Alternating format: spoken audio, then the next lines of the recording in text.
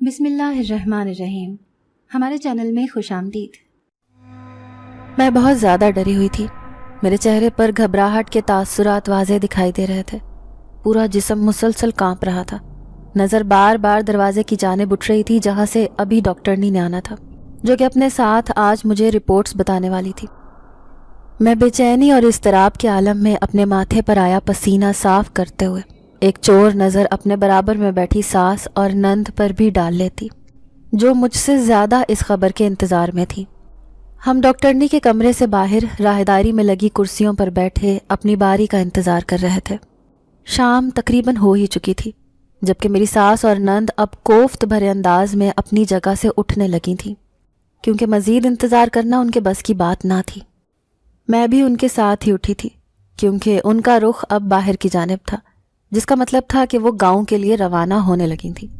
زارا احمد، آپ کی باری آ گئی ہے، اندر آ جائیں۔ اچانک سے نرس کی آواز نے ہمارے قدم روک لیے۔ جب اس نے میرا نام لیا کہ میں اندر جا سکتی ہوں، میں فوراً سے اپنی ساس اور نند کو اپنے ہمراہ اندر ڈاکٹرنی کے کمرے میں جانے کے لیے مڑی۔ میرے قدم بہت تیزی سے چل رہے تھے، کیونکہ میں جلد از جلد اس خوشی کی خبر کو سننا چاہتی تھی۔ کمرے میں ڈاکٹرنی اپنی کرسی پر بیٹھی ہوئی تھی۔ ان کے آگے ایک قدرے درمیانی میز پڑی ہوئی تھی، جس کی دوسری طرف موجود 3 کرسیوں پر ہم تینوں بیٹھ کر بے تابی سے ڈاکٹر کے بولنے کا انتظار کرنے لگے۔ میں نے آپ کی بہو کی رپورٹس دیکھ لی ہیں۔ ان میں صاف صاف لکھا ہے کہ آپ کی بہو کچھ جسمانی وجوہات کی بنا پر ماں نہیں بن سکتی ہیں۔ میں نے ہر طرح کا ٹیسٹ کروا کے دیکھ لیا ہے، مگر ساری رپورٹس میں ایک ہی بات ہے۔ اگر آپ ان کا علاج کروانا چاہتی ہیں تو 5 لاکھ روپے جمع کروانے ہوں گے۔ باقی اولاد اللہ کے حکم سے عطا ہوتی ہے، ہم بس دعا ہی کر سکتے ہیں۔ ڈاکٹر نے یہ سب بول کر نرس کو دوسرا مریض اندر بھیجنے کا کہہ چکی تھی، جس کا صاف مطلب تھا کہ اب ہم ان کے کمرے سے جا سکتے تھے، کیونکہ ان کا قیمتی وقت ضائع ہو رہا تھا۔ کہ میری حالت تو ایسی تھی کہ کاٹو تو بدن میں لہو نہیں۔ میرے چہرے کا رنگ مکمل طور پر سفید پڑ چکا تھا۔ ساکت نظروں سے اپنے ہاتھوں میں پکڑی وہ فائل دیکھے جا رہی تھی، جو میری نند نے ڈاکٹرنی سے لے کر میرے ہاتھ میں تقریباً پٹکنے والے انداز میں رکھی تھی۔ میں معوف ذہن کے ساتھ اپنی ساس کو دیکھنے لگی، جو کہ مجھے نخوت سے دیکھتے ہوئے اپنی جگہ سے اٹھی تھیں، اور میری نند کو اپنے ساتھ آنے کا کہہ کر کمرے سے باہر نکل گئی تھیں۔ دروازہ بند ہونے پر میں ایک جھٹکے سے اپنی جگہ سے ہوش میں آتی اٹھی۔ شہر کے سرکاری ہسپتال سے نکلتے ہوئے میرا رخ اڈے کی جانب تھا، جہاں میری ساس اور نند لوکل گاڑی کی جانب جا رہی تھیں۔ ان کو گاڑی میں سوار ہوتا دیکھ کر میں بھی بغیر وقت ضائع کیے ان کے ساتھ بیٹھ گئی، جبکہ ان دونوں نے مجھے دیکھنا بھی گوارا نہ کیا۔ میرا دل خوف کے مارے بہت تیزی سے دھڑک رہا تھا۔ نہ جانے اب یہ دونوں میرے ساتھ کیا کرتی، کیونکہ میری ساس کو ہر صورت اپنے اکلوتے بیٹے کی اولاد جلد از جلد چاہیے تھی۔ آج جو کچھ ڈاکٹرنی نے بتایا تھا اس کے مطابق میں کبھی ماں نہیں بن سکتی تھی۔ میرے بانجھ ہونے کی خبر میرے اوپر بجلی بن کر گری تھی۔ ساری رات میں یہی سوچے گئی کہ اب میں کیا کروں گی۔ اپنی ساس کے چہرے پر چھائے سرد تاثرات مجھے خوف سے کپکپانے پر مجبور کر رہے تھے۔ گھر پہنچتے وقت رات کا اندھیرا ہر جانب چھا گیا تھا۔ گاؤں سے شہر چونکہ کافی دور تھا، اس لیے ہمیں گھر پہنچتے پہنچتے کافی دیر ہو گئی تھی۔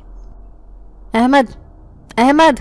میری ساس گھر میں داخل ہوتے ہی میرے شوہر کو تیز آواز میں پکارنے لگی، جبکہ میں گمسم سی ایک جگہ ہاتھوں میں وہ رپورٹس تھامے کھڑی تھی۔ کچھ ہی دیر میں میرا شوہر کمرے سے باہر آیا۔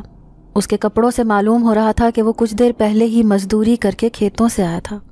وہ بھی شاید اسی انتظار میں تھا کہ ہم لوگ گھر آ کر اس کو بتا سکیں کہ ڈاکٹر نے کیا کہا تھا۔ جب اس نے اپنی ماں سے پوچھا تو میری ساس سے پہلے میری نند آگے بڑھی، ڈاکٹرنی کی بتائی گئی بات کو مرچ مسالے لگا کر میرے شوہر کو بتانے لگی کہ میں بانجھ ہوں، میں کبھی بھی اپنے شوہر کو اولاد کی خوشی نہیں دے سکتی۔ میرا شوہر یہ سب سنتے ہی مجھے غصے سے گھورنے لگا۔ وہ بغیر کچھ بھی کہے اپنے کمرے میں جا چکا تھا، جبکہ میری ساس بھی فوراً اس کے پیچھے ہی کمرے میں گئی۔ مجھے تشویش ہوئی کہ نہ جانے اب وہ میرے شوہر احمد کو کیا حکم دینے والی تھی۔ انجانے خدشات کی وجہ سے میرا دل کانپ رہا تھا۔ آہستہ آہستہ چلتی میں کمرے کے قریب گئی اور دروازے سے کان لگا کر سننے کی کوشش کرنے لگی۔ میری ساس کی آواز مجھے باہر بھی سنائی دے رہی تھی۔ ایک دم میں نے اپنے منہ پر ہاتھ رکھ لیا جب میری ساس نے احمد کو کہا کہ دیکھو بیٹا، میری بات غور سے سنو، زندگی ایسے ہرگز نہیں گزرتی ہے۔ تم میرے اکلوتے بیٹے ہو. میری سب سے بڑی خواہش ہے تمہاری اولاد کو اپنے سامنے بڑا ہوتا دیکھوں، مگر یہ عورت تمہیں ساری زندگی یہ خوشی نہیں دے سکتی. میں مانتی ہوں تم یہ بات نہیں قبول کرو گے، مگر بیٹا اب آخری حل یہی ہے کہ تم جتنا جلد ہو سکے اس عورت سے جان چھڑوانے کے بعد دوسری شادی کر لو. پہلے ہی 4 سال ہو گئے ہیں تمہیں ایسے بے اولادی کی زندگی گزارتے. اب مزید میں یہ سب نہیں ہونے دے سکتی. میں نے ایک بہت اچھی لڑکی تمہارے لیے دیکھ رکھی ہے، بس تمہاری رضامندی چاہیے.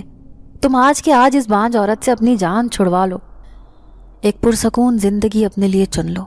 یہ تمہیں آج تک کوئی خوشی نہ دے سکی. میری ساس کی باتیں سن کر میں زرد پڑ گئی. مزید وہاں کھڑے رہنے کی ہمت نہ تھی مجھ میں، کیونکہ اپنے شوہر کے تاثرات دیکھ کر مجھے سمجھ آ چکا تھا کہ وہ اپنی ماں کی باتوں سے مکمل طور پر اتفاق کرتا تھا. یہ ایک حقیقت تھی کہ احمد کو بھی اولاد چاہیے تھی، مگر یہ سب میرے بس میں نہ تھا. مگر مجھے یہ معلوم نہیں تھا کہ میری ساس مجھ سے اتنی جلدی جان چھڑوانے کی بات میرے شوہر سے کریں گی. میں اپنے چہرے پر ہاتھ پھیرتے ہوئے صحن کے ایک کونے میں جا کر بیٹھ گئی. کچھ ہی دیر بعد قدموں کی آہٹ سنائی دی. ایک دم سے سر اٹھا کر دیکھا تو میرا شوہر احمد میرے سامنے کھڑا تھا، جو مکمل اجنبیت سے مجھے دیکھ رہا تھا. اس کی آنکھوں میں اپنے لیے ایسے تاثرات دیکھ کر میں نفی میں سر ہلاتے ہوئے اس کے سامنے ہاتھ جوڑ کر بیٹھ گئی کہ مجھے طلاق نہ دے. میری آنکھوں سے آنسو زاروں قطار بہتے جا رہے تھے، مگر کسی کو مجھ پر رحم نہ آیا. میرے شوہر نے مجھے بغیر وقت ضائع کیے اپنی زندگی اور اس رشتے سے آزاد کر دیا. میں ساکت نظروں سے احمد کو دیکھ رہی تھی، جو ہمیشہ کے لیے یہ تعلق ختم کرتا اپنے کمرے میں جا چکا تھا. میری ساس بھی یہ سارا نظارہ دیکھتی اپنے کمرے میں چلی گئی، جبکہ میری نند غصے سے کھولتی میرے قریب آئی. میرا بازو اپنی گرفت میں لیتے اس نے ایک جھٹکے سے مجھے زمین سے اٹھایا. تم ابھی تک بے شرموں کی طرح ادھر ہی پڑی ہوئی ہو، اٹھو یہاں سے اور اپنی منحوس شکل لے کر ہمارے گھر سے دفع ہو جاؤ. وہ مجھے بازو سے گھسیٹ کر دروازے تک لائی، حالانکہ میں نے اس کی بہت منت کی کہ مجھے آدھی رات کو اس گھر سے نہ نکالے. میں کہاں جاؤں گی اس وقت؟ میرا تو اس دنیا میں کوئی نہ تھا. اب میں رات کے اندھیرے میں کہاں جاؤں گی؟ مگر میری نند کو مجھ پر ذرا ترس نہ آیا. اس نے مجھے دروازے سے باہر دھکا دیا، جس کی وجہ سے میں جھٹکا کھاتے باہر گلی میں جا گری. پتھریلی زمین پر گرنے سے میرے بازو چھلنی ہو چکے تھے، ان سے خون رسنے لگا تھا. میری نند مجھے باہر دھکا دے کر داخلی دروازہ بند کرتی اندر جا چکی تھی. میں درد سے کراہتے ہوئے زمین سے کھڑی ہوئی. آس پاس نگاہیں گھمائیں تو ہر طرف سناٹا چھایا ہوا تھا. کسی انسان کا نام و نشان تک نظر نہیں آ رہا تھا. رات کافی ہو چکی تھی، جس کی وجہ سے کتوں کے بھونکنے کی آوازیں بہت تیز آ رہی تھیں. میں بہت زیادہ خوفزدہ ہو چکی تھی کہ اب کہاں جاؤں گی؟ اس اندھیرے میں کون مجھے اپنے گھر میں پناہ دے گا بھلا؟ اپنے گرد لی گئی چادر جو کہ شہر جاتے وقت میں نے اوڑھی تھی، میں نے اس کو مضبوطی سے تھاما. آہستہ سے چلتے ہوئے گلی سے باہر آ گئی. اب میرا اس گھر سے کوئی واسطہ نہ تھا. میں نے عہد کر لیا تھا کہ مرتے دم تک کبھی یہاں کا رخ نہیں کروں گی. میں اپنی آنکھوں میں آئے آنسو صاف کرتی جا رہی تھی، جو کہ بے بسی کے مارے بار بار آنکھوں میں جمع ہو جاتے. ساری عمر میں نے تنہا زندگی گزاری تھی. اب جب کچھ ہی وقت ہوا تھا کہ مجھے ایک پیار کرنے والا شوہر ملا تھا، مگر وہ بھی میری بدقسمتی کی وجہ سے مجھے چھوڑ چکا تھا. اب میں پھر سے لاوارثوں کی طرح کھلے آسمان کے نیچے بے آسرا پھرتی جا رہی تھی. ہر جانب بھوک کا عالم تھا کہ اچانک سے زوردار قسم کی آواز نے مجھے چونکا کے رکھ دیا. میں نے فوراً سے آسمان کی جانب دیکھا تو کالے سیاہ بادل چھائے ہوئے تھے. بجلی اور گرج چمک کی آواز بہت تیز ہو چکی تھی. میں اس اچانک سے بدلتے موسم کی وجہ سے بہت خوفزدہ ہو گئی کہ رات کے اس پہر جب مجھے سر چھپانے کے لیے چھت میسر نہ تھی تو اب میں اس خراب طوفانی موسم میں خود کو کیسے بچاؤں گی؟ ابھی یہی سب سوچ رہی تھی کہ کچھ ہی دیر میں تیز بارش برسنا شروع ہو گئی، جس نے مجھے منٹوں میں بھگو دیا.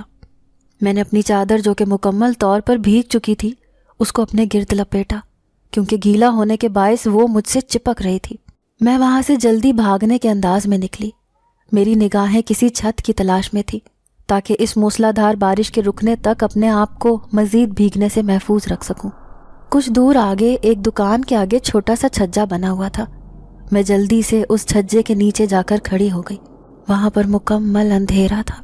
کیونکہ بارش کی وجہ سے اس دکان پر لگی لائٹ بجھ چکی تھی۔ ایک دم بہت قریب سے کتے کے بھونکنے کی آوازیں سن کر میں سفید پڑ گئی۔ مجھے ایک لمحے میں احساس ہوا تھا کہ روشنی نہ ہونے کی وجہ سے میرا پیر اس چھجے کے نیچے سوئے ہوئے کتے کی دم پر آ چکا تھا، جس کی وجہ سے وہ جاگ گیا تھا۔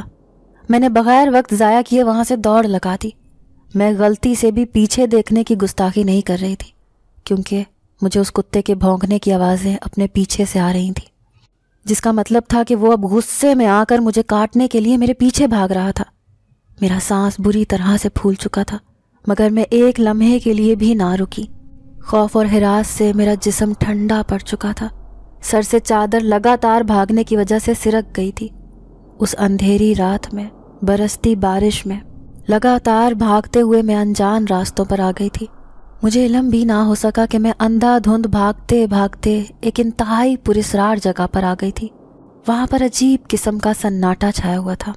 ایک دم سے جب اس خونخوار کتے کے بھونکنے کی آوازیں آنا بند ہوئی تو میں نے سکھ کا سانس لیتے ہوئے اسی جگہ پر کھڑے ہو کر اپنے گھٹنوں پر ہاتھ رکھ لیے، کیونکہ ان میں اب بے تحاشا تیزی کے ساتھ بھاگنے کی وجہ سے شدید درد ہو رہا تھا۔ میں لمبے لمبے سانس لیتی اپنا تنفس بحال کر رہی تھی۔ اپنی آنکھوں کو اس کتے سے بچ جانے پر میں ایک لمحے کو بند کر گئی، مگر ایک عجیب سا احساس ہوا تو فوراً آنکھیں کھول کر ارد گرد دیکھا۔ میں حیران تھی کہ آخر یہ کون سی جگہ تھی، کیونکہ میں نے اپنی پوری زندگی میں اس جگہ پر کبھی نہیں آئی تھی۔ حالانکہ میرا پورا بچپن یہاں اسی گاؤں میں تھا، میں یہاں کے چپے چپے سے واقف تھی، مگر اس وقت جس جگہ میں کھڑی تھی وہ بہت ویران تھی۔ ہر طرف پھیلا سناٹا مجھے پل میں خوف زدہ کر گیا تھا۔ مجھے اب جا کر احساس ہوا تھا کہ بے دھیانی میں اس کتے کے ڈر سے بھاگتے ہوئے میں کسی انجان وادی میں آ گئی تھی۔ میں نے تھوک نگلتے ہوئے قدم آگے کی جانب بڑھائے، کیونکہ مجھے کچھ سمجھ نہیں آ رہا تھا کہ اب آخر کہاں جاؤں۔ اس انجان وادی سے باہر جانے کا راستہ مجھے نہیں آ رہا تھا۔ میں ادھر ادھر نگاہیں گھماتے ہوئے دیکھ رہی تھی کہ میری نظر آسمان کی طرف گئی۔ میری حیرت کی انتہا نہ رہی جب وہاں پر صاف آسمان دکھائی دیا، بادلوں کا کوئی نام و نشان تک نہ تھا، جبکہ ابھی میں تھوڑی دیر پہلے تک بارش سے گزرتی ہوئی آئی تھی۔ میں نے اپنے کپڑوں کی طرف دیکھا تو وہ بھی بالکل سوکھے ہوئے تھے، ایسے لگ رہا تھا جیسے وہ گیلے ہی نہ ہوئے ہوں۔ مجھے بہت زیادہ ڈر لگنے لگا، ایسے لگ رہا تھا جیسے یہاں اس علاقے میں کوئی ان دیکھی طاقت موجود تھی، جس کی وجہ سے مجھے کچھ پراسرار احساس ہو رہا تھا۔ میں نے چاند کی روشنی میں راستے کا اندازہ لگایا تو کچھ راستہ دکھائی دیا۔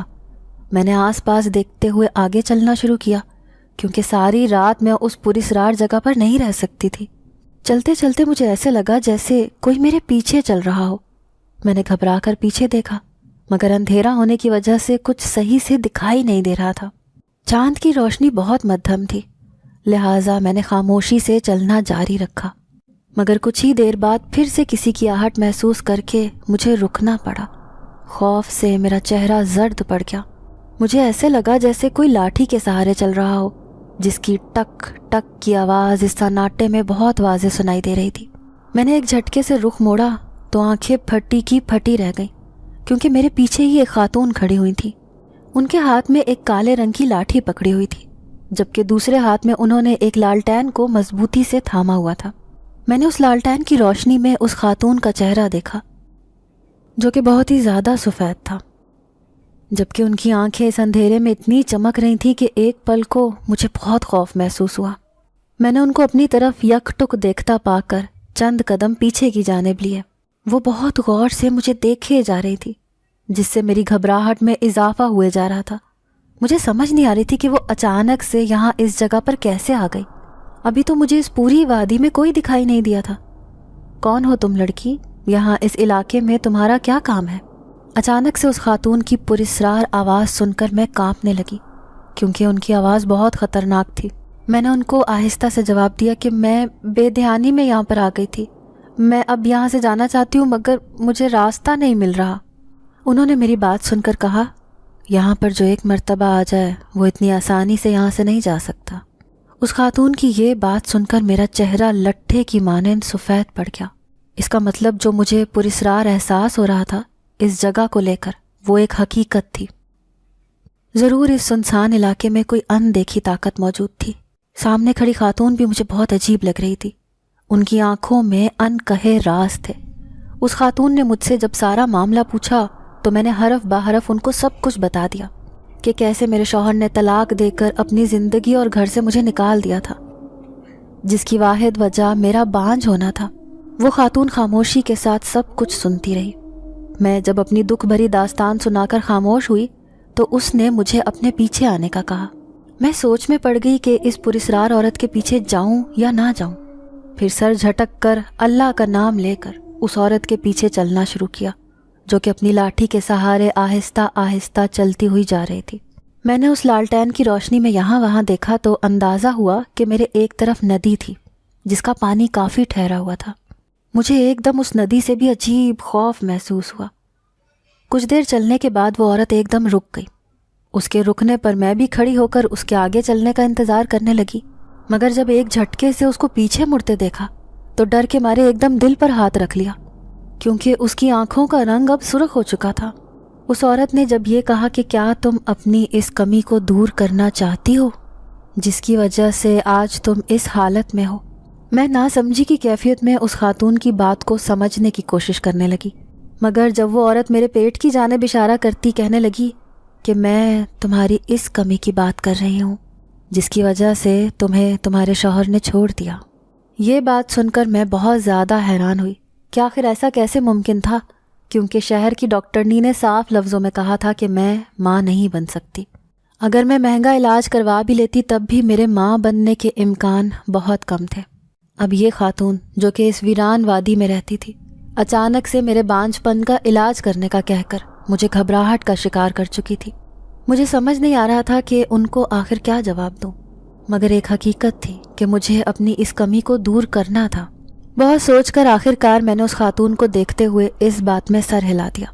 میں دل میں سوچنے لگی کہ ایک ہی رات میں کیا کچھ دیکھ چکی تھی جس نے میری زندگی کو ایک پراسرار رخ دے دیا تھا. محض ایک کتے سے ڈر کر بھاگتے ہوئے میں ایسی عجیب اور سنسان وادی میں آ گئی تھی جہاں پر پھیلا سناٹا میرا دل دہلا رہا تھا. میرا نام زارا ہے. میں اپنے والدین کے ساتھ ایک پرسکون اور خوشحال زندگی گزار رہی تھی. میری ایک بڑی بہن بھی تھی جو کہ مجھ سے 3 سال بڑی تھی. اس کا نام رافعہ تھا. میں نے جب سے ہوش سنبھالا تھا اپنی بہن کو خود سے نفرت کرتے پایا تھا. میں کبھی بھی اس کی اس بے جا نفرت کی وجہ نہیں سمجھ پائی. وہ ہر وقت اس طاق میں ہوتی تھی کہ امی ابو سے میری شکایت لگا کر مجھے ڈانٹ پڑواتی رہے. ابو مجھ سے ان شکایات کی وجہ سے ہمیشہ اکھڑے سے رہتے تھے، حالانکہ پہلے وہ مجھے اپنی گڑیا کہہ کر پکارتے تھے. امی بھی زیادہ تر اسی کوشش میں ہوتی تھی کہ مجھے میری بہن کے سامنے کبھی پیار بھری نظروں سے نہ دیکھتی. میرے دل میں اپنے والدین کے سلوک کی وجہ سے خون کے آنسو روتا تھا. میری بہن رافعہ مجھ سے اپنے سارے کام کرواتی. جو کام اس کے اپنے بھی کرنے کو امی دیتی وہ بھی رافعہ مجھ سے ہی کروایا کرتی تھی. امی نے ایک دن رافعہ کو باہر سے سبزی لانے کو بھیجا کیونکہ وہ بڑی تھی. اس کو حساب کتاب کی سمجھ تھی، مگر اس نے امی کے باورچی خانے میں جاتے ہی میری طرف دوڑ لگائی. میں صحن میں چارپائی پر بیٹھی چاول چن رہی تھی. رافعہ نے میرے انکار کرنے پر مجھے بازو سے کھینچ کر گھر سے باہر گھسیٹا کہ سبزی میں ہی لاؤں گی. میں اس وقت صرف 15 سال کی تھی. تپتی دھوپ میں چلتے ہوئے مجھے بہت گھبراہٹ ہو رہی تھی. میں آج تک ایسے باہر نہیں نکلی تھی، اس وجہ سے مجھے کافی گھبراہٹ ہو رہی تھی. بازار میں داخل ہوئی تو ہر طرف مردوں کا ہجوم دیکھ کر مجھ پر کپ کپی طاری ہو گئی. اپنے ہاتھ میں تھامے پیسوں کو میں نے اپنے دوپٹے کے اندر چھپا رکھا تھا. میرے ماتھے پر پسینے کے چند قطرے نمودار ہو گئے تھے. مجھے یہی ڈر تھا کہ کہیں کوئی مجھ سے پیسے چوری نہ کر لے، کیونکہ ہمارے گاؤں میں چوروں کی تعداد بہت زیادہ تھی. میں نے جو ہی ہمت کی ایک سبزی والے کی ریڑھی سے سبزی خریدنے کی تو بجلی کی تیزی سے میرے ہاتھ سے کسی چور نے وہ پیسے کھینچے اور بھاگتا ہوا وہاں سے فرار ہو گیا. میں اس کا پیچھا کرتے ہوئے کافی بھاگی مگر وہ کہیں نہ ملا. جب گھر خالی ہاتھ پہنچی تو امی نے بہت مارا کہ کیوں سبزی لانے گھر سے اکیلی نکلی تھی. میں شوق کی کیفیت میں اپنی بہن کو دیکھے گئی جس نے امی کو یہ کہا تھا کہ میں رافعہ سے پیسے لے کر اپنی مرضی سے باہر نکلی تھی. وہ مجھے مکاری سے دیکھتے ہوئے مسکرا رہی تھی. اس دن کے بعد سے میں نے رافعہ سے بات کرنا بالکل چھوڑ دی تھی کیونکہ مجھے سمجھ آ گئی تھی کہ وہ مجھ سے حسد کرتی تھی. رافعہ کا رنگ شروع سے ہی سانولا تھا جبکہ میرا رنگ بہت گورا تھا. مجھے قدرتی طور پر ایسی کشش عطا کی گئی تھی کہ جو بھی مجھے دیکھتا تو دنگ رہ جاتا تھا۔ وقت گزرنے کے ساتھ میری بڑی بہن کے لیے جو بھی رشتے آتے وہ سب اسی وجہ سے منع کرتے تھے کہ رافیہ کی رنگت سانولی تھی۔ وہ دن بدن مجھ سے متنفر ہوتی جا رہی تھی۔ ایک روز اس نے جلن میں آ کر میرا ہاتھ استری سے جلا دیا، جس کا نشان آج تک میرے ہاتھ پر ہے۔ مجھے سمجھ نہیں آتا تھا کہ وہ چاہتی کیا تھی۔ ایک روز میں رات کو اپنے کمرے میں سونے کے لیے بستر پر لیٹنے لگی کہ کچھ کھٹکنے کی آواز نے مجھے چونکا دیا۔ میں سمجھی کہ شاید امی پانی لینے باورچی خانے میں آئی ہوں گی۔ میں سر جھٹک کر لیٹنے ہی لگی تھی کہ ایک دم سے کچھ گرنے کی آواز آئی۔ میں ایک دم ڈر گئی کہ آخر کون تھا باہر، کہیں امی تو نہیں گری۔ میں نے فوراً دوپٹہ اپنے سر پر لیا اور باہر جانے کے لیے کمرے کا دروازہ کھولا، مگر سامنے ایک انجان لڑکے کو دیکھ کر میرا چہرہ بے ساختہ سفید پڑ گیا۔ باہر ہر طرف سناٹا چھایا ہوا تھا، جس کا مطلب تھا کہ سب گھر والے سو چکے تھے۔ میں ادھر ادھر دیکھنے لگی تاکہ کسی کو مدد کے لیے پکار سکوں، کیونکہ سامنے کھڑے لڑکے کی غلیظ نگاہیں میرے وجود پر گڑی ہوئی تھیں۔ اس کو اپنی طرف بڑھتا دیکھ کر میں آہستہ سے پیچھے کی طرف قدم بڑھانے لگی۔ مجھے بہت ڈر لگ رہا تھا کہ اگر کسی نے اس نامحرم لڑکے کو آدھی رات کے وقت میرے کمرے میں دیکھ لیا تو میری عزت برباد ہو جائے گی۔ سب مجھے ہی آوارہ اور بد چلن سمجھیں گے۔ کوئی بھی اس بات پر یقین نہیں کرے گا کہ یہ لڑکا خود ہی گھر میں گھس آیا تھا۔ مگر میں اس بات پر پریشان تھی کہ آخر وہ گھر میں گھسا کیسے تھا۔ میں تو اپنے ہاتھوں سے ساری کھڑکیاں دروازے بند کر کے آئی تھی۔ اس لڑکے کو کمرے میں داخل ہو کر دروازہ بند کرتے دیکھا تو میں نے اس کو کہا کہ تم کون ہو، چلے جاؤ یہاں سے۔ مگر ایسے لگ رہا تھا کہ وہ میری بات سن ہی نہیں رہا تھا۔ میں یہاں وہاں دیکھتے ہوئے کوئی چیز ڈھونڈ رہی تھی تاکہ اس لڑکے سے اپنے آپ کو بچا سکوں، مگر افسوس کہ گلدان بھی اس لڑکے کے قریب تھا۔ ابھی اسی ڈر سے میں کھڑی کانپ رہی تھی کہ اس گھٹیا لڑکے کو کمرے سے نکالو، جب ایک جھٹکے سے کمرے کا دروازہ کھلا۔ میں نے دروازے کی جانب دیکھا تو رافیہ کھڑی اپنی آنکھوں کو پھاڑے مجھے دیکھے جا رہی تھی۔ میں اس کی نظروں میں بے یقینی دیکھ کر آگے آئی ہی تھی اس کو ساری بات بتانے کہ وہ بغیر میری طرف دیکھے تیزی سے چلانا شروع ہو گئی۔ امی ابو کو جلدی سے بلاتی وہ مجھے زلزلوں کی زد میں لے آئی تھی، کیونکہ جب امی ابو آئے تو وہ میرے خلاف فضول باتیں کرنے لگی کہ اس نے رات کی تنہائی میں مجھے اس لڑکے کے ساتھ بند کمرے میں نازیبا حرکتیں کرتے ہوئے پکڑا تھا۔ ابو نے جب اس لڑکے کو دیکھا تو طیش میں آتے اس کی طرف بڑھے ہی تھے کہ وہ تیزی کے ساتھ کھلی ہوئی کھڑکی سے چھلانگ لگاتا بھاگ گیا۔ امی ابو بہت زیادہ غصے میں تھے۔ امی نے مجھے بہت تھپڑ مارے کہ میں نے ان کی عزت کا جنازہ نکال دیا، جبکہ ابو تو میری طرف دیکھ بھی نہیں رہے تھے۔ مجھے سمجھ نہیں آ رہی تھی کہ کیسے اپنی صفائی بیان کروں۔ آنسو زار و قطار میری آنکھوں سے بہہ رہے تھے۔ میرا چہرہ مار کھا کر مکمل طور پر سوج چکا تھا۔ سب لوگ مجھ سے ایک ہی رات میں نفرت کرنے لگے تھے۔ ابو نے اگلے ہی دن امی کو کہہ دیا کہ وہ میری جلد از جلد شادی کروا دیں، کیونکہ وہ اب مزید مجھے اپنے گھر میں برداشت نہیں کر سکتے تھے۔ میں اس وقت 18 سال کی بھی نہیں ہوئی تھی۔ میں نے امی کو بہت روکا کہ خدارا امی اتنی جلدی میری شادی نہ کروائیں، مگر امی نے ایک زناٹے دار تھپڑ مار کر کہا کہ چپ چاپ جو ہو رہا ہے وہ ہونے دو۔ اب وہ کسی صورت مجھے اپنی نظروں کے سامنے نہیں دیکھنا چاہتی۔ پھر ہوا بھی یہی۔ ایک ہفتے کے اندر اندر امی ابو نے مجھے بالکل انجان لوگوں میں بیاہ دیا۔ میں اپنے شوہر کے ساتھ رخصت ہو کر آ گئی۔ میرے ابو نے مجھے رخصت کرتے ہوئے کہہ دیا تھا کہ اب سے میرا ان سے کوئی تعلق نہیں۔ میں بہت روئی کہ ابو مجھے اپنے سے دور نہ کریں، مگر وہ میری طرف دیکھے تک نہ۔ میری بہن جس نے یہ ساری چال چلی تھی وہ بہت خوش دکھائی دے رہی تھی کہ اب اس گھر میں صرف وہ امی ابو کی لاڈلی بیٹی بن کر رہے گی۔ مجھے اس رات سمجھ آ گئی تھی کہ یہ سب میری بہن رافیہ کی ہی سازش تھی، جس کی وجہ سے آج میں اپنے والدین کی نظروں میں بدنام ہو چکی تھی۔ میرے شوہر کا رویہ میرے ساتھ شادی کے شروع کے دنوں میں بہت اچھا تھا۔ وہ میرا بہت خیال رکھتا تھا، جس کی وجہ سے میں اپنے آپ کو بہت خوش قسمت سمجھنے لگی۔ میرے شوہر کی محبت جب میری ساس اور نند دیکھتیں تو ان کو بہت غصہ آتا تھا۔ وہ کسی نہ کسی بہانے سے مجھے بے عزت کر کے نیچا دکھانے کی کوشش کرتی تھیں۔ میری نند جس کی ابھی تک شادی نہیں ہوئی تھی، وہ جب بھی مجھے دیکھتی تھی تو اس کا خون کھول جاتا تھا۔ وہ اپنی ساری بھڑاس مجھ پر نکالتی تھی۔ پورے گھر کا پوچھا لگا کر جب میں فارغ ہوتی تو وہ ہاتھ پر مجھ سے کپڑے دھونے کا کہہ دیتی۔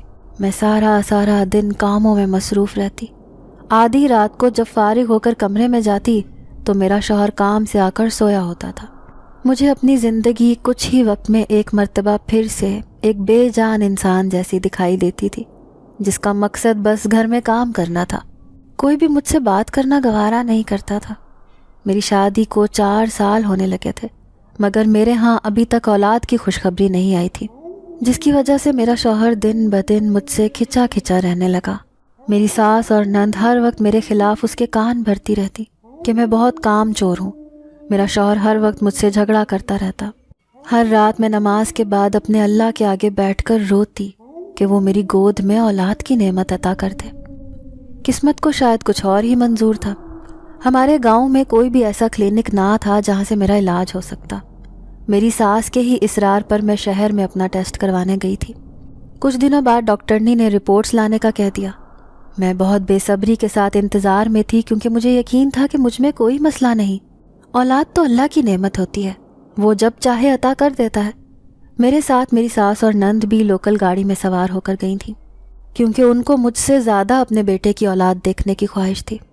ہم لوگ شہر کے ہسپتال پہنچ کر کافی دیر راہداری میں بیٹھ کر انتظار کر رہے تھے کہ ہماری باری آ جائے، مگر آج معمول سے ہٹ کر کچھ زیادہ ہی رش تھا، جس نے میری بے چینی اور خوف کو بہت بڑھا ڈالا تھا۔ میری ساس بہت ہی کوفت بھرے تاثرات چہرے پر سجائے بیٹھی ہوئی تھی۔ وہ تو شادی کے دوسرے سال سے ہی اولاد نہ ملنے پر میرے شوہر کی دوسری شادی کروانا چاہتی تھی، مگر میرے شوہر نے صاف انکار کر دیا تھا۔ اس کے بعد وہ صبر کے گھونٹ بھرتی رہ گئی۔ اس کے بعد سے انہوں نے ہر طرح کا برا حربہ آزمانا شروع کر دیا، جس سے میرا شوہر مجھ سے بدگمان ہونے لگا۔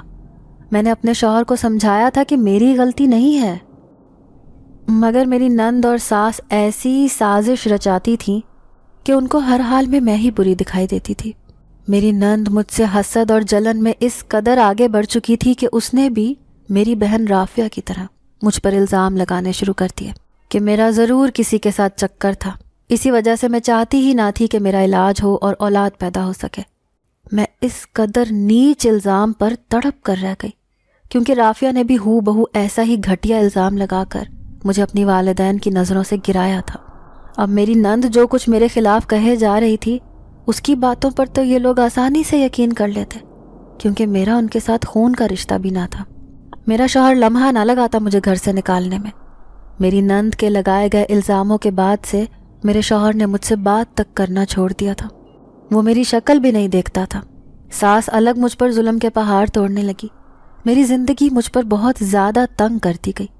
کہیں بھی باہر آنے جانے پر مکمل طور پر پابندی لگا دی گئی۔ اب جب یہ موقع تھا خود کو ثابت کرنے کا کہ مجھ میں کوئی نقص نہ تھا، تو میں شدت سے اپنے رب سے دل میں دعا گو تھی کہ رپورٹیں میرے حق میں آئیں۔ چور نظروں سے اپنی ساس کو دیکھے جا رہی تھی، جو کہ نخوت سے مجھے تکنے میں مصروف تھی۔ میرے ان کی طرف دیکھنے پر انہوں نے نفرت سے اپنی نگاہیں موڑ لیں۔ شرمندگی کے احساس سے ایک پل میں میری آنکھیں نم ہو گئی تھیں۔ میں نے جب کافی دیر گزرنے کے بعد بھی اپنی باری آتے نہ دیکھی تو میری ساس اور نند جانے کے لیے اپنی جگہ سے اٹھی۔ ایک دم سے نرس ڈاکٹرنی کا پیغام لے کر آئی، زارا احمد آپ اندر آ جائیں، آپ کی باری آ گئی ہے۔ میں ساس اور نند کے ساتھ فوراً اندر کمرے میں گئی، جہاں پر ڈاکٹرنی میری رپورٹس ہاتھ میں تھامے بیٹھی تھی۔ انہوں نے جو خبر مجھے دی اس پر مانو اس ہسپتال کی چھت میرے اوپر گر گئی۔ میری ساس تو یہ سب سن کر وہاں سے گھر کی جانب روانہ ہو گئی۔ کچھ دیر بعد ہوش میں آتی میں ان دونوں کے پیچھے بھاگی جو لوکل گاڑی میں بیٹھ چکی تھیں۔ گھر آ کر میری ساس نے میرے شوہر کو بلایا تھا، ڈاکٹر کی دی ہوئی رپورٹس بھی دکھائی تھیں۔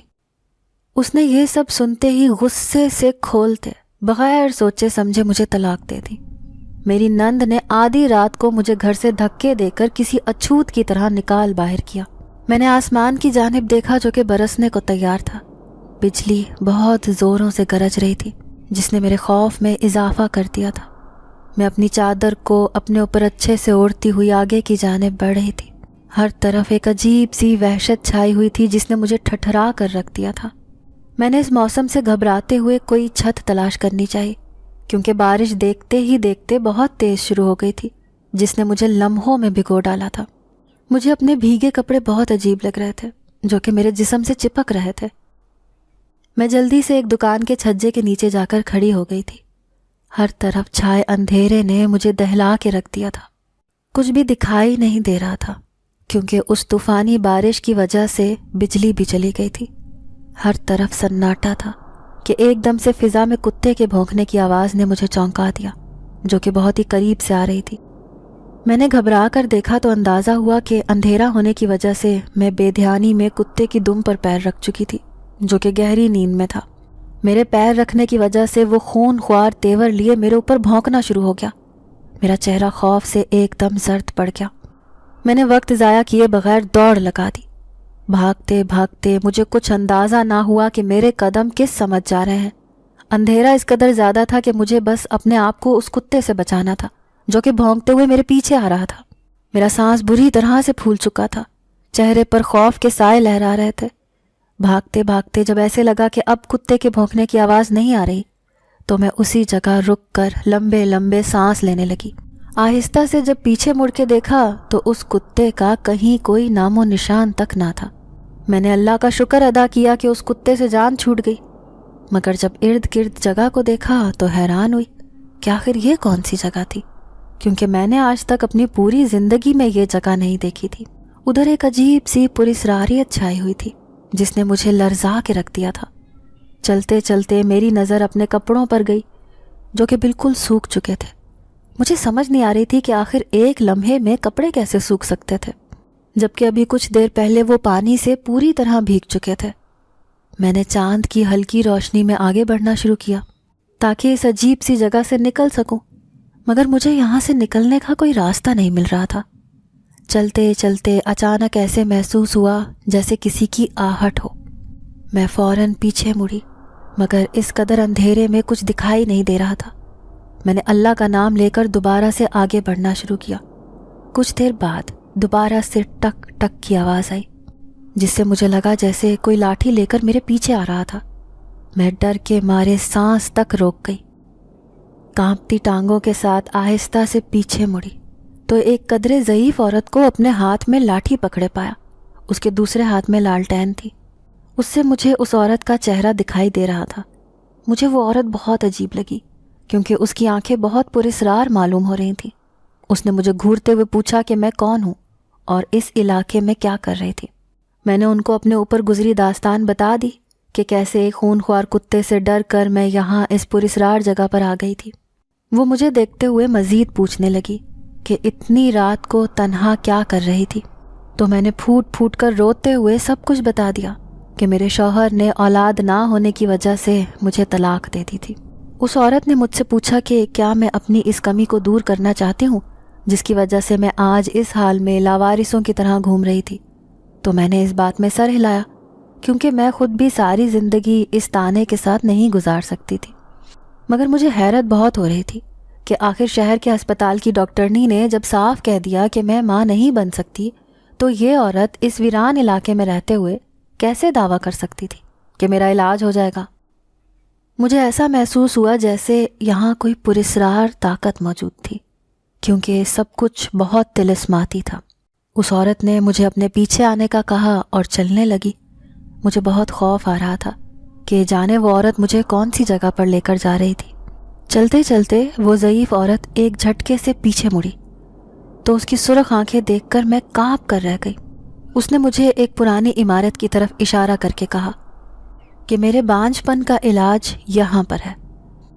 میں نے اس عمارت کو دیکھا تو وہ کافی سنسان تھی.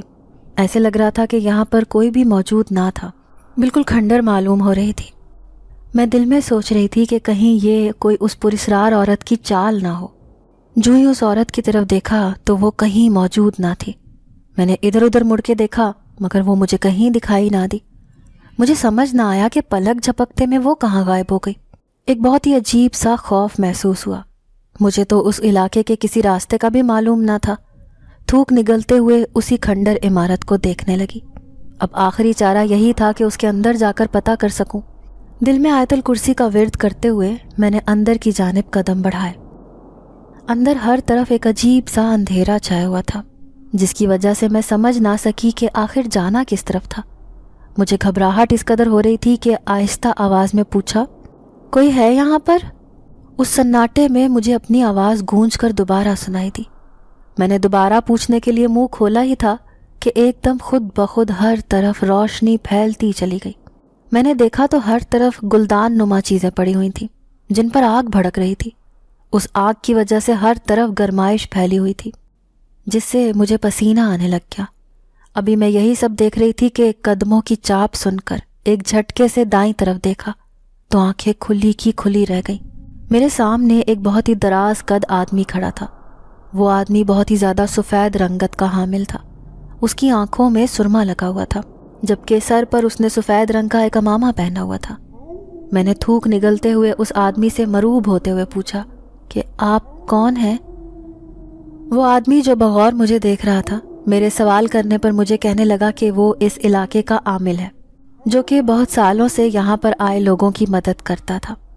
میں یک ٹک اس آدمی کو دیکھے گئی۔ اس کے چہرے پر ایک عجیب سی طلسماتی کشش تھی جس نے مجھ پر اپنا ایک سحر طاری کر دیا تھا۔ میں چاہ کر بھی سامنے کھڑے اس غیر معمولی حسن رکھنے والے آدمی سے نگاہیں نہیں ہٹا سکی۔ آپ یہاں پر کیسے تشریف لائیں؟ کیا کوئی پریشانی ہے آپ کو؟ میں اس آدمی کی خوبصورت سحر زدہ آواز سن کر ہوش میں آئی جو مجھے دیکھے میرے جواب کا منتظر تھا۔ اس آدمی کے دیکھنے پر مجھے خوامخواہی سبکی محسوس ہوئی کہ وہ کیا سوچتا ہوگا کہ میں کیوں ایسے دیکھ رہی تھی۔ آہستہ آواز میں اس کو بھی اپنی ساری دکھ بھری کہانی سنا دی۔ آخر میں اس ضعیف عورت کا بھی ذکر کیا جو کہ جادوئی طور پر نظروں سے اوجھل ہو گئی تھی۔ اس آدمی نے میری بات سن کر مجھے ایک طرف بنی نشست پر بیٹھنے کا کہا تو میں اس آدمی کے بیٹھنے کے بعد اس کے جواب کی منتظر تھی۔ اس عالم نے مجھ سے پوچھا کہ کیا میں اپنے بانجھ پن کا علاج کروانا چاہتی ہوں، تو میں نے جھٹ سے ہاں میں سر ہلایا۔ اس نے کہا کہ ٹھیک ہے، آپ کا علاج ہو جائے گا، مگر پھر میری ایک شرط ہوگی جو کہ آپ کو ہر صورت ماننی ہوگی۔ میں علاج ہو جانے پر بہت زیادہ خوش ہو گئی، مگر جب اس عالم نے شرط والی بات کہی تو مجھے سانپ سونگ گیا۔ نہ جانے اب وہ کیا شرط بتانے والا تھا۔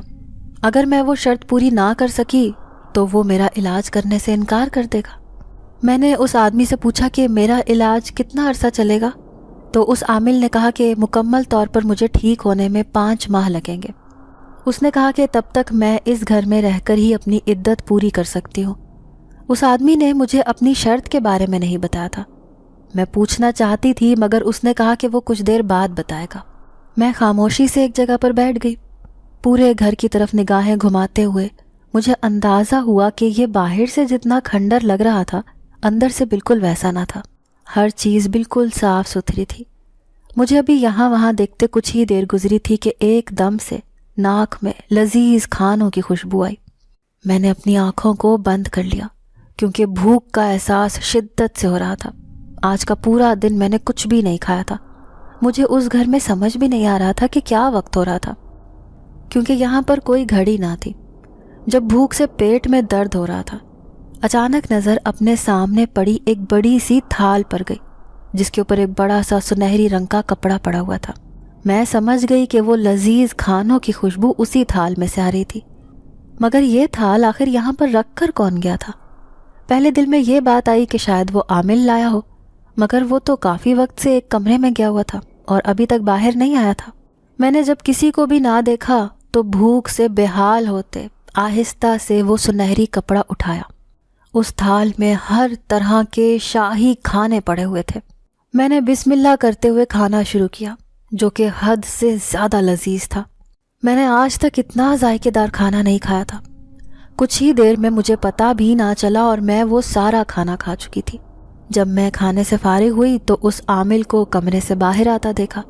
اس نے مجھ سے پوچھا کہ میں نے کھانا کھایا، تو میں نے آہستہ سے اس بات میں سر ہلایا۔ میں نے وہ تھال اٹھانی چاہی تو وہ غائب تھی۔